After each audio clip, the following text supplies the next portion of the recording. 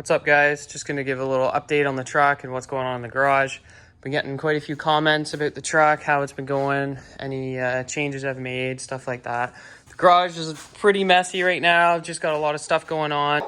Pick up your fucking skateboard! We'll just say it's busy, not messy.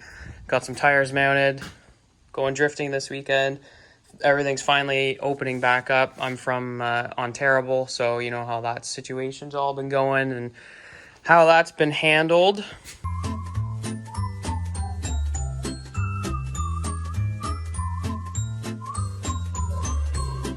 But anyways, here's the truck. Got the front end back on, aluminum rad in. I had to replace these front body mounts, cut some steel up on the plasma table, put in an energy suspension bushing. So those are all set, ready to go. I might actually start selling those if anybody needs any. There's a better shot of the rad. Motor's in. Got a circle track oil pan on there with the trap doors in it. Looks pretty cool from underneath. I'll get a shot of that later. This actually wasn't the motor build I was gonna go with. I was gonna go with a turbo motor, but I decided against that just with the way tune-up would be. I'm kind of running out of time on it.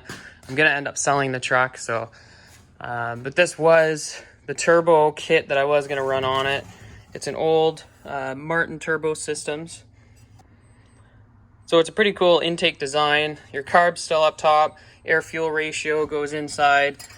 These would be flipped up like that. It would come through here. Your turbo would be mounted on an exhaust manifold, come through the turbo, then it would exit charged through here, and then that would go to the lower portion of this intake and then into the motor. This was the big old turb ski I was gonna run on it. Twin scroll, water, oil cooled. You can see the size comparison to an energy drink can. It's pretty big. Obviously some sort of no name straight from China.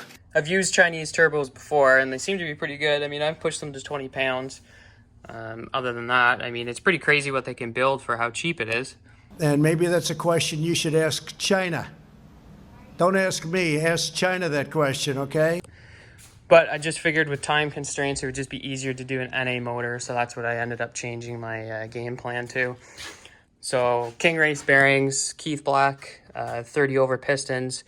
We got the 295 duration big thumper camshaft in it, so it should sound really good. I like it a lot.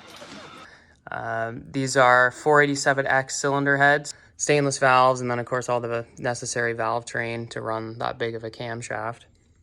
Still some stuff left to throw on there, but it's in there. She's almost ready to fire, which is good. Patriot headers on it. Got some T304 stainless tubing. I'm gonna make up the whole exhaust myself. These are the Dynamax race mini bullets that I'm gonna put on there, so it's probably not even gonna do much. 3-inch in, 3-inch out. I'm calling the police now! Interior's pretty much all done. I made some custom door panels on the plasma table. Put some gussets in there, polished it all up. Each side probably took like 3 hours of polishing. And then just put a clear coat on it because I kind of like that hardcore racy look. Did the same with some floor pads.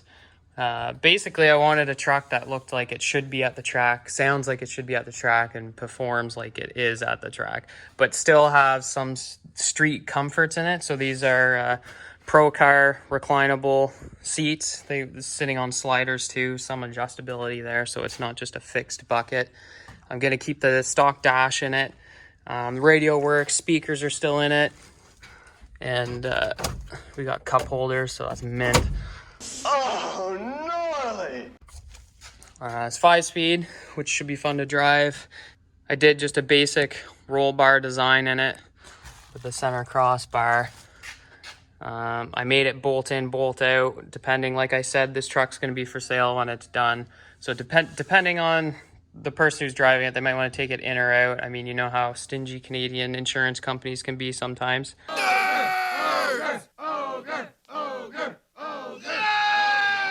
are they? I think they're talking about us. No way. It's a GT race wheel that's on it. I might end up switching that to something else because this just isn't really as deep a dish as I kind of wanted. And it is a little small, but I mean, it's okay for now. Maybe I'll change that up. Not 100% sure yet. But just really glad the overall, how this turned out. Looks pretty good. And then I got some 15x10 Aero race wheels wrapped in some 295/50 R15 Cooper Cobras. I ordered some nice yellow tire letters for this, so those will look pretty sweet once they come in. I did the C-notch myself. I got the underneath all frame painted. Turned out really good. Nitro drop shocks with the shock extensions. That's an Eaton True Track posi unit I put in there. That's all new. Changed it to a 373 gear. Had to replace the gas tank on it. So pretty much everything under here is going to be all brand new by the time it's done. And then in terms for the exterior, I haven't really decided all the details on that yet. I'm going to make some front splitter for it. I got a roll pan to put on it. But in terms of color and what I'm going to do, I haven't really decided all that yet. And then on the drift car, since like I said, this is the first event this year, I'm just changing all the fluids in it, putting water back in it. I had to change my seat and harness as they were out of date, so I got a new Sparco Sprint, another Race Quip harness. So all that will be legal. This will be, I don't know, these coils are still pretty new to me. I think I only got like 2 events on it last year. So we're still just fine dialing in all that stuff. Other than that, I mean, the HEMI's still working great. And I can't wait to get back out there. So other than that, that's what's been going on. So hopefully I'll be uploading a video of firing this up for the first time. Hopefully shortly. But stay tuned and thanks for watching.